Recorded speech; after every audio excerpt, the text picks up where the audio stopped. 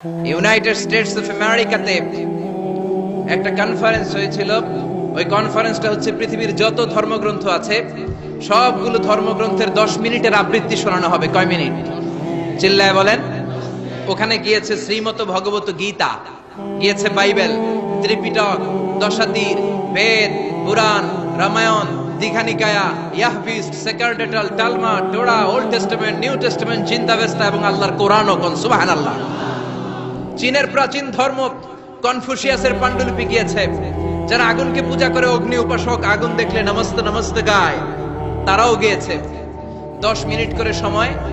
এই কনফারেন্সের উদ্দেশ্য হচ্ছে এইটা চেক করা, in order to check which book, which recitation of the holy book is the most excellent recitation ever. কোন বইয়ের আবৃত্তিটা বেশি সুন্দর লাগে। 10 মিনিট করে সময়। সব ধর্মের ধর্মীয় কিতাবের শায়েকরা, গুরুরা, ধর্মনানকরা আর ফাদাররা আর কারীরা বসেছে। বিচারকের সামনে দুইটা বাটন, একটা গ্রিন বাটন, একটা রেড বাটন, একটা সবুজ বাতি, একটা লাল বাতি। আবৃত্তির সময় 10 মিনিট। চিল্লায় বলেন কয় মিনিট? সবুজ বাতিতে চাপ দিলে আবৃত্তি শুরু, রেড বাটনে চাপলে আবৃত্তি শেষ। প্রথমে ডাকা হয়েছে শ্রীমত ভগবত গীতা। 10 মিনিটের জন্য যে পড়তে শুরু করেছে, ওম নমো ভগবতী বাসুদেবায়। 10 মিনিট পড়েছে। পড়ার পরে বিচারক রেড বাটনে প্রেস করেছে, সময় শেষ, নেমে গিয়েছে। এরপরে ডাকা হয়েছে ত্রিপিটক, বিনয় পিটক, শাম পিটক, অভিধর্ম পিটক মিলে 3টা পিটক। এটা বৌদ্ধ ভাইদের কিতাব। এরা বলে ওম শান্তি, ওম শান্তি। আসলে মিয়ানমারে ওরা যা করছে ওদের বলা দরকার ওম অশান্তি, ওম অশান্তি। ওরা বুদ্ধাং শরণং গচ্ছামি, ধাম্মাং শরণং গচ্ছামি পড়তে পড়তে 10 মিনিট শেষ, চলে গেল। এরপরে ডাকা হলো দশাতীর, দশাতীরের ওরাও পড়লো। এরপরে ডাকা হলো গ্রন্থ সাহেব, পড়লো। জিন্দাবেস্তা পড়লো 10 মিনিট। এরপরে ডাকা হলো ভ্যাটিকান সিটির পোপকে। গত মাসে পোপ আসছিল না? এই পোপের আগের পোপ, তাকে ডাকা হলো to recite the Holi Bible for 10 minutes. 10 মিনিটের জন্য বাইবেল পড়তে আসেন। উনি এসে ওনাদের বাইবেল পড়ে গেল 10 মিনিটের জন্য। ওনার বাড়ি হচ্ছে ভ্যাটিকান সিটিতে, ইটালির রোমের মাঝখানে স্বায়ত্তশাসিত একটা আলাদা দেশ আছে। ওইখানে শুধু পোপরা থাকে, যারা বিয়ে টিয়ে না করে খ্রিস্টানদের ফাদার, প্রোটেস্টান্ট, অর্থোডক্স আর রোমান ক্যাথলিক, ওরা সেইখানে রাজ্য স্থাপন করেছে। গোটা বিশ্বের খ্রিস্ট ধর্মকে তারা চালায়।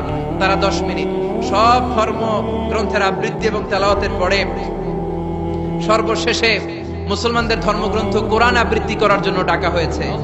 এসেছে মিশরের কারি Abdul Basit ibne Abdus Samad. যারা ওনার তেলাওয়াত শুনেছেন দেখবেন উনি তেলাওয়াত করে আবার সময় নেয়, আধা মিনিট শ্বাস নেয়, আবার লম্বা দম নিয়ে তাল লয় নিয়ে টান দেয়, আবার পিছন থেকে টান দেয়। তাকে ডাকা হলো now the representative of Muslim community Abdul Basit ibne Abdus Samad will now recite the holy book Quran for 10 minutes. মিশর থেকে আসা মুসলিম জাতির প্রতিনিধি তাদের ধর্মগ্রন্থ কোরআন নিয়ে এবার 10 মিনিট তেলাওয়াত করবে। কয় মিনিট? উনি দাড়ি রাখেন না, ক্লিন শেভ, পাতলা একটা চাদর আর জুব্বা পরে চলে এসেছে মাইকের সামনে।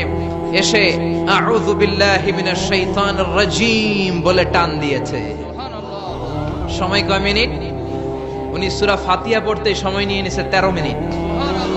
শ্রীমত ভগবত গীতাওয়ালারা হাততালি দেয়, সময় শেষ, কোরআন গেছে। কিন্তু কি আজীব তামাশা, বিচারক তো লাল বাতি চাপে না। বিচারককে লাল বাতি চাপার বিষয়টা ভুলিয়ে দিয়েছে কে? কেউ যেটা পারে না সেটা পারে কে? আব্দুল বাসিত কয় এই তো সুযোগ পাইছি আমি। বিচারক যেহেতু লাল বাতি চাপে না, আমি আরেকটা সূরা ধরি। উনি কোরআনের সবচেয়ে সুন্দর সূরা, সূরা আর রহমান তেলাওয়াত শুরু করলেন।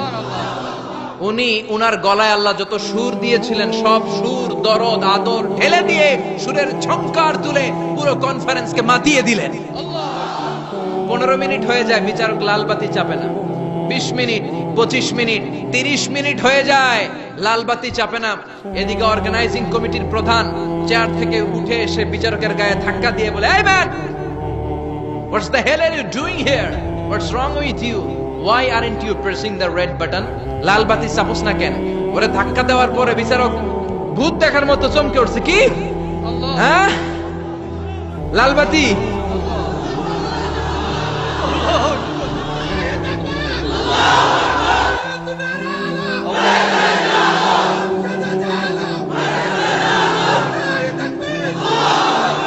অর্গানাইজিং কমিটির চেয়ারম্যান যখন ধাক্কা দিছে, why aren't you pressing the red button, তুমি লাল বাতি চাপো না কেন? ভিমড়ি খেয়ে উঠছে লাফ দিয়ে, কি হ্যাঁ লাল বাতি নীল বাতি কোন বাতি কোন বাতি? হুশ নাই, ওর হুশ নিয়ে গেছে কে? আবার যখন আব্দুল বাসিদের তেলাওয়াতের দিকে তাকায় আবার বেহুশ। না পেরে বিচারক দাঁড়িয়ে বলে, ও Abdul Basit ibn Abdul Samad, come from Egypt, there is no time limit for you, recite as much as you wish.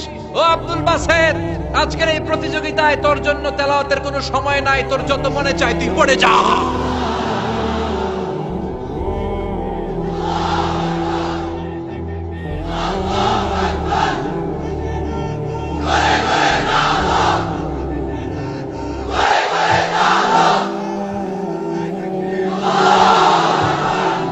চল্লিশ মিনিট সময় ধরে গোটা মুসলিম বিশ্বের অহংকার, মিশরের সবচেয়ে বড় কারিগরি আব্দুল বাসিদ ইবনে আব্দুল সামাদ গলার সব দরদার সুর উজাড় করে কনফারেন্স রুমে সূরা আর-রহমান তেলাওয়াত করলেন। কনফারেন্স শেষ হলো, ওই বিচারকের বিরুদ্ধে মামলা হলো তিনটা। কয়টা? যেহেতু আন্তর্জাতিক কম্পিটিশন, আন্তর্জাতিক আদালতে মামলা, সুইজারল্যান্ডের দি হেগে মামলা। হ্যান্ডকাফ পরিয়ে বিচারককে নেওয়া হয়েছে। মাননীয় আদালত বলে, why made you partiality between the books? You have given to Bible 10 minutes. You have given to Srimata Bhagavata Gita 10 minutes. You have given to Tripitaka 10 minutes. Why have you given extra 30 minutes for Quran? সব ধর্মগ্রন্থরে 10 minute দেওয়ার কথা, বাইবেলরে দিলি 10, শ্রীমত ভগবত গীতারে দিলি 10, ত্রিপিটকরে 10, কোরআনরে অতিরিক্ত 30 minute, মানে আগের 10 আর 30 minute 40 minute দিলি কেন? বিচারক বলে, অনারেবল জাজ, I have a humble question to you. মাননীয় আদালত, আমার একটা বিনয়ের প্রশ্ন আছে। আদালত তো টাসকি খেয়ে গেছে, কিরে আমার এবার প্রশ্ন করে কেন? বিচারক বলে, আমার প্রশ্ন হচ্ছে, বিচারক তো আমি নিজে হই নাই, জাজ তো আমারে আপনারাই বানাইছেন। আমি তো ওদেরকে 10 মিনিট দিছি, ঠিক কি না? আমি তো বাইবেলরে 10 মিনিট দিয়েছি। এর কারণ, যখন বাইবেল পড়তে এসেছে আমার হুশ আছে, আমার সময়ের জ্ঞান আছে, আমি সময়ের টাইম ধরে বসে আছি, আমার হিতাহিত জ্ঞান আছে, আমার নার্ভাস সিস্টেম ওকে। 10 মিনিট শেষ, আমি রেড বাটনে চেপেছি, উনি নেমে গিয়েছে, বাইবেলকে ডেকেছি, বাইবেল শেষ, শ্রীমত ভগবত গীতাকে ডেকেছি, গীতা শেষ, ত্রিপিটককে ডেকেছি। কিন্তু এই মিশরের কারি আব্দুল বাসিদ জুব্বা একটা পরে কোরআনটা হাতে নিয়ে মাইকের সামনে এসে কি যে বলে একটা টান দিল, ওই টান দেওয়ার সাথে সাথে আর আমার হুঁশ নাই। আমি কি সাগরের উপর, নাকি মহাশূন্যে, নাকি জমিনের অতল গহ্বরে? আমি কোথায় বসে আছি, আমি কোথায় দাঁড়িয়ে আছি, আমি নিজেই জানি না। আমার সময়ের কোনো জ্ঞান নাই, আমার হিতাহিত বুদ্ধি নাই, আমার নার্ভাস সিস্টেম ফল ডাউন করেছে, আমার শরীরে ভাইব্রেশন শুরু হয়েছে, কাঁপুনি শুরু হয়েছে। মাননীয় আদালত, যখন একটা মানুষের হিতাহিত জ্ঞান থাকে না, যখন একটা মানুষের সময়ের কোনো বিবেক বুদ্ধি থাকে না, যখন কারো নার্ভাস সিস্টেম ফল ডাউন করে, কি এক মন্ত্র সে পড়তে শুরু করলো, আমার হুঁশ সে কেড়ে নিল, আমি কিছুই বুঝতে পারছি না। যখন আমি আমার সাথে নাই, যখন আমার হুঁশ নাই, যখন আমার নার্ভাস সিস্টেম ফল ডাউন করেছে, এরকম একটা পরিস্থিতিতে যখন আমি medically unfit, how can I press the red button? You answer me. কেমন করে আমি লাল বাতি চাপবো তুমি বলো? প্রিয় ভাইয়েরা, আপনারা যারা আইন নিয়ে পড়াশোনা করেন তারা জানেন, কেউ যদি মেডিকেলি আনফিট থাকে তার কোনো বিচার হয় না, ঠিক কিনা? পাগল খুন করলেও বিচার নাই, ঠিক কিনা? সে কোরআনকে অতিরিক্ত সম্মান দেওয়ার কারণে সর্বশেষে এই বিচারকের কোনো বিচারই হয় নাই। বেকসুর খালাসের ব্যবস্থা এই বিচারককে করে দিয়েছে কে? এই জন্য ওই কোরআন ধরতে রাজি আছে মুসলমান, পড়তে রাজি আছে মুসলমান, ওই কোরআনের জন্য মরতে রাজি আছে মুসলমান। অনেক আলোচনা হয়েছে, 3টা কর্মসূচি নিয়ে বিদায় নিতে চাই। কর্মসূচি নাম্বার 1, কোরআন তেলাওয়াত করতে জানতে হবে। রাজি আছেন? যারা জানি না তারা শিখবো। 2 নম্বর কর্মসূচি, মাতৃভাষায় প্রতিদিন কোরআন পড়বো। কোরআনের বঙ্গানুবাদ পাওয়া যায় মোবাইলে, অ্যান্ড্রয়েড সেটে কোরআনের ট্রান্সলেশন পাওয়া যায় বঙ্গানুবাদ। প্রতিদিন একটা আয়াত হলেও আমরা কোরআনের অর্থ পড়বো। 3 নাম্বার, বাঁচি আর মরি কোরআনের পক্ষে থাকবো। চিল্লা এখন ঠিক কিনা?